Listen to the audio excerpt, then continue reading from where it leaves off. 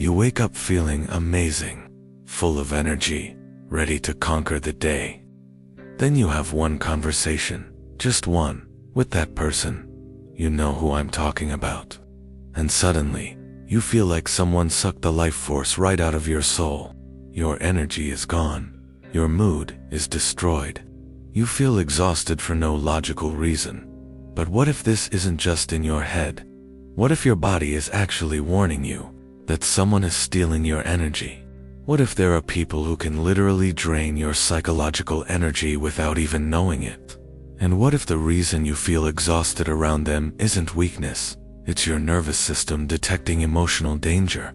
By the end of this video, you'll never look at your relationships the same way again, and you'll discover why some people leave you feeling like you've been hit by a truck. Your phone buzzes? It's that friend. You know the one. Your stomach immediately tightens. You haven't even answered yet, but your body already knows what's coming. For the next hour, you become their free therapist, their emotional dumping ground. They tell you about their toxic relationship, the same one they've complained about for 3 years, but refuse to leave. They never ask about your life. It's like you don't exist except as a vessel for their overflow. When you hang up, you feel completely drained, like you just ran a marathon while sitting on your couch. You might even feel guilty. I should be more supportive, you tell yourself. But it's not just that friend. It's your coworker who turns every conversation into complaints. Your family member who finds negative in everything. That person who makes every story about themselves, even your struggles. You start avoiding certain people without understanding why. You make excuses. You screen calls. Something deep inside screams danger every time they reach out. But here's what makes it worse. These aren't necessarily bad people. They might be kind, loving, well-intentioned, but something about being around them feels like emotional poison. If this sounds familiar, I need you to know something crucial. You're not imagining this. It's real, it's measurable, and it has a name. But the scariest type of energy vampire is still to come. Dr. Judith Orloff at UCLA discovered something that will blow your mind. Using advanced neuroimaging, researchers found that when we interact with draining people, our brains undergo measurable changes. Our stress hormones spike. Our nervous system shifts into fight or flight. But here's the fascinating part. The people doing the draining experience the opposite. Their stress decreases. Their mood improves. They're literally transferring their emotional burden to you. Dr. Orloff identified the vampire types. The narcissistic vampire. Everything is about them.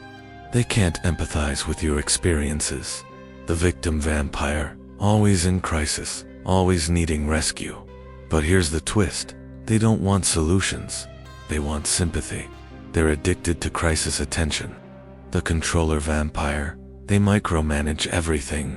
Being around them feels like walking on eggshells.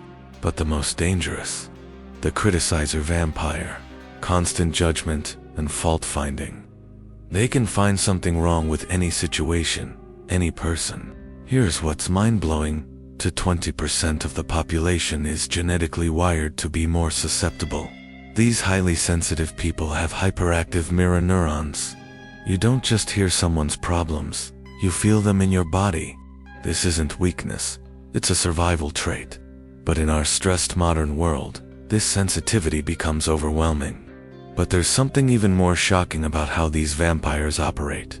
Most energy vampires have no idea they're doing it. They're not evil masterminds. They're emotionally dysregulated people who never learned healthy coping.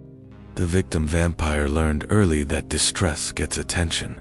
Maybe they grew up where drama was the only way to get noticed. Their crisis mode isn't manipulation, it's survival programming.